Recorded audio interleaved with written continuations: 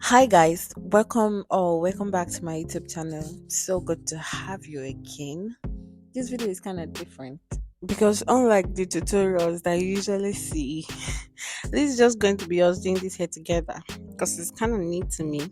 It's not something. This is my first time trying this hair, and I don't know. I'll just say if you want to see the how of how. Oh god. If you want to see how I arrived at the pictures on my thumbnail, you want to watch to the end. So for context, this is this is boho knotless braids. That's what I'm trying to recreate. So as you all know, I usually start with packing my hair into part sections. That way it's easier. Because I have natural hair, it's easy to get overwhelmed when trying to create something or make your hair by yourself. So I usually start with parting it into the smaller sections so that I'll feel when it's reducing, or I'll feel like it's reducing even when it's not really reducing. So yeah, I parted my hair into sections, and I also made sure my hair was moisturized, which is like the basics, so that my hair will not cut. It's very easy for natural hairs to cut. So I started the first line with just normal knotless because I didn't want the hair to be too full. That's why the first line was just normal knotless. So guys, trust the process.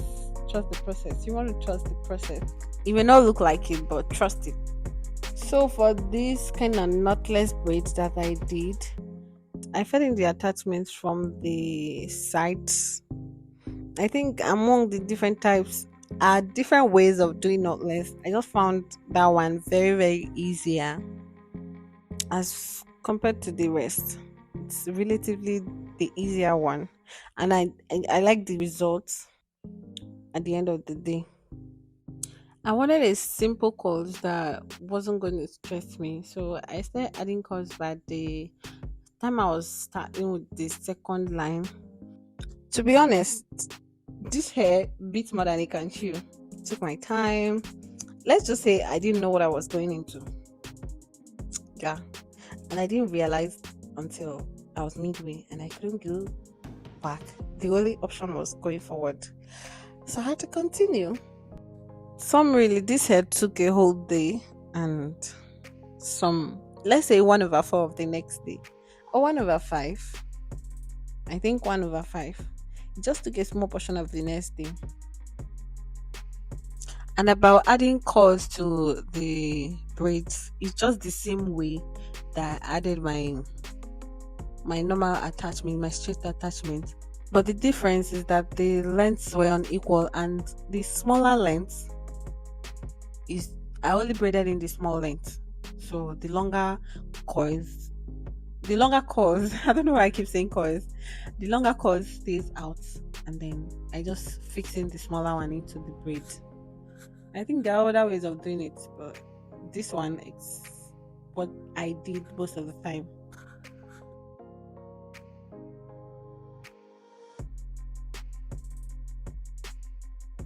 Whenever I'm doing box cutting, I mean, depending on the size, after 3 to 4 lines, this is usually at the level of my ear. Whenever I get to the level of my ear, I just start the next cutting from the front.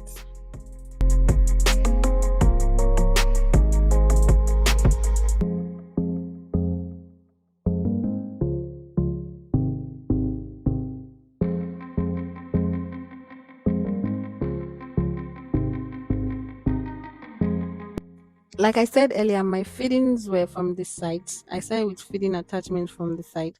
And unlike other people, different people and their choices, I usually start each braid with attachments. Some people would like to braid the natural hair to our next thing before adding attachment. So as you can see, I started feeding in from the roots just to get a tighter grip, a good grip, because natural hair it gets old fast.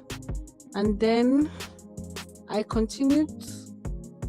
In total, I would say I added up to 5 strands, which Okay, I wasn't consistent with the number of strands attachments fitting I did, but on average, I would say five.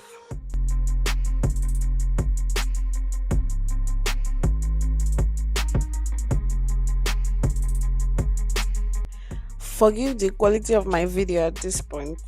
My camera wasn't focusing on me, and I didn't realize until I wanted to save this part of the video.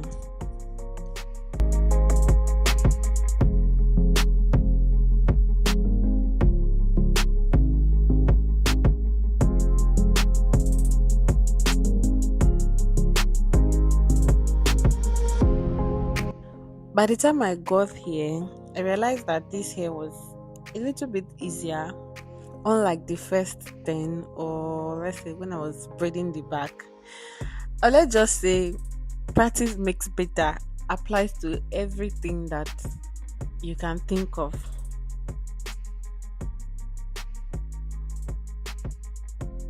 Anyway, it's a very, very good feeling to not need the back mirror to see what you're doing.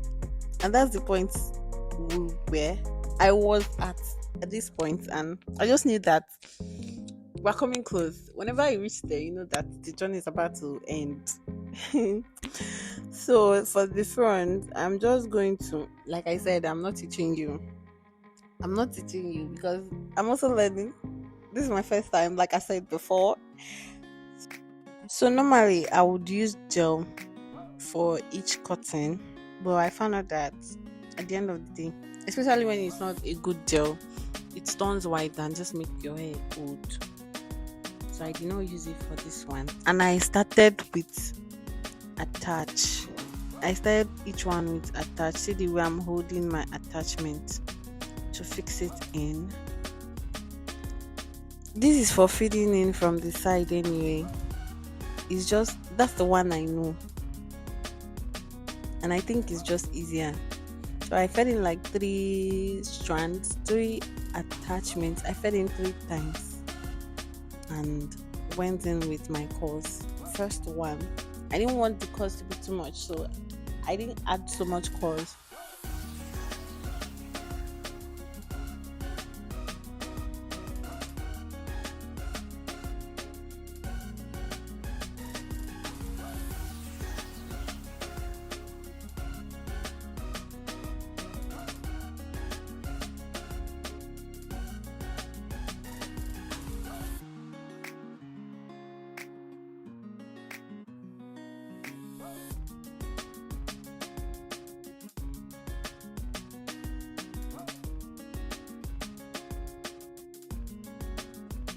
I think clipping the longer ends of the cord just makes it easier. Like you can see, I was struggling with this, and if you are not careful, you just braid in the long parts.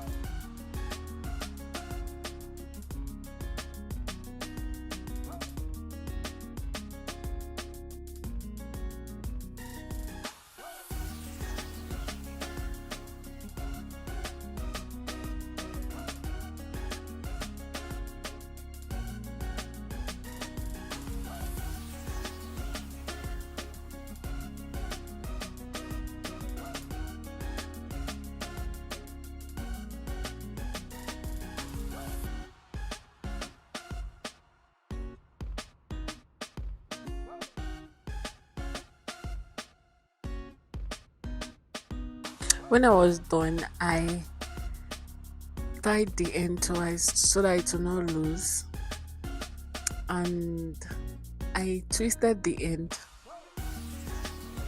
which I loosened after dipping inside hot water to give me the kind of curls that I want. Curls, please, curls.